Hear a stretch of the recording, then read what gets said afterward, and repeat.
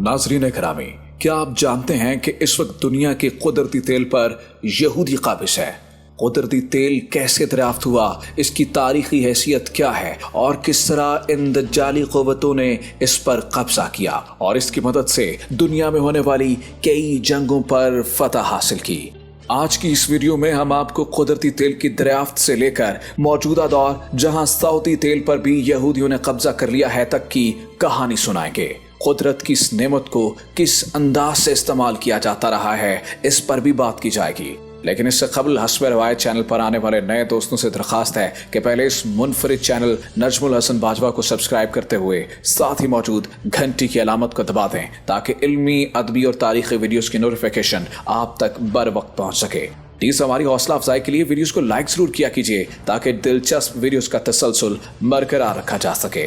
तो आइए चलकर मौजू का आगाज करते हैं। नाज़रीन ज़िवकार, मुस्लिम मुल्कों बिलखुसूस सऊदिया के तेल पर भी यहूदियों ने कैसे कब्जा किया, इस कहानी को जानने से पहले ये जानिए कि तेल दरियाफ्त कैसे हुआ।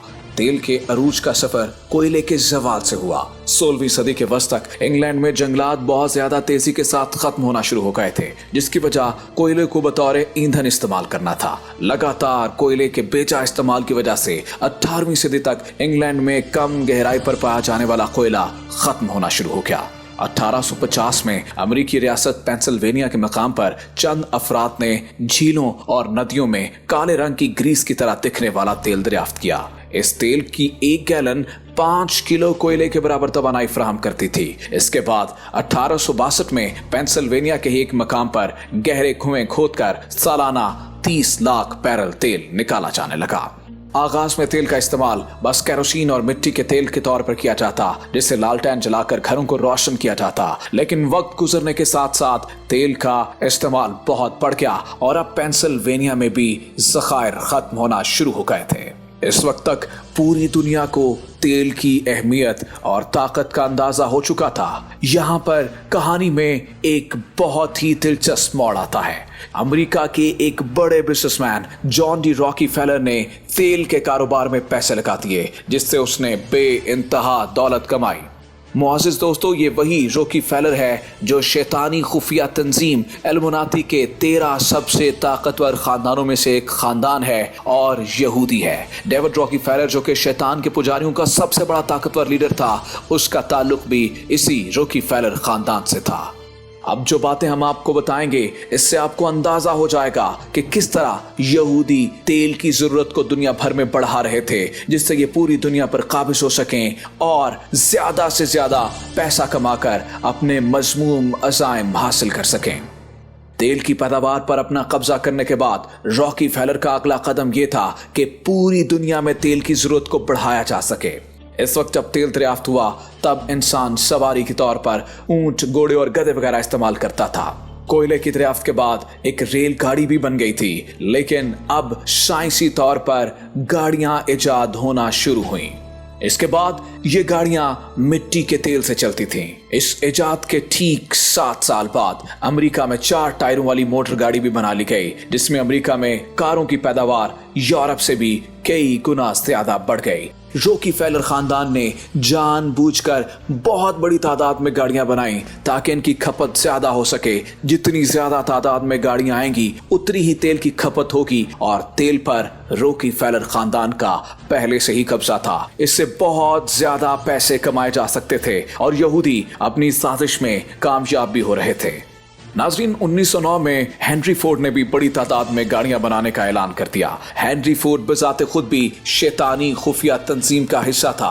गाड़ियां बनाने का ऐलान हेनरी फोर्ड ने रॉकीफेलर की मुश्तरका साजिश पर ही किया था ताकि पूरी दुनिया में अब तेल की जरूरत को और बढ़ाया जा सके, और इनकी साजिशें कामयाब भी साबित हो रही थी, जिसका अंदाजा आप कुछ इस तरह से लगा लें कि हेनरी फोर्ड के ऐलान करने के फौरन बाद अमेरिकी सड़कों पर 40,000 मोटर गाड़ियां मौजूद थीं और 1955 तक ये तादाद अब 5 करोड़ तक पहुंच चुकी थी, जबकि 1975 में गाड़ियों की तादाद 10 करोड़ से भी तजावुज कर गई थी। जो जो गाड़ियां बढ़ रही थीं, यहूदियों की दौलत में इजाफा होता चला जा रहा था।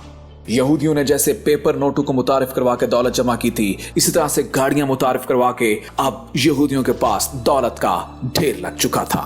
آپ تیل کی طاقت کا اندازہ اس بات سے لگائیں کہ پہلی جنگ عظیم کے ختم ہونے کے بعد برطانیہ کے اس وقت کے وزیر اعظم نے اعلان کیا تھا کہ یہودیوں کو فتح ان کے تیل کی بدولت ملی ہے، کیونکہ دوسری جنگ عظیم میں امریکہ کے 20 لاکھ فوجی موٹر گاڑیوں کی مدد سے ہی مشرق سے مغرب گئے تھے۔ دوسری جنگ عظیم میں امریکہ کا اپنا بہت زیادہ قدرتی تیل لگ گیا۔ اب ایک بہت بڑی سازش تیار ہوئی، کیونکہ امریکہ پہلے ہی یہودی تنظیموں جیسے بونسکل اور ایلیموناٹی وغیرہ کے قابو میں آ چکا تھا۔ اس کے بعد اب انہوں نے دنیا بھر کے تیل پر قابض ہونے کے منصوبے بنانے شروع کر دیے۔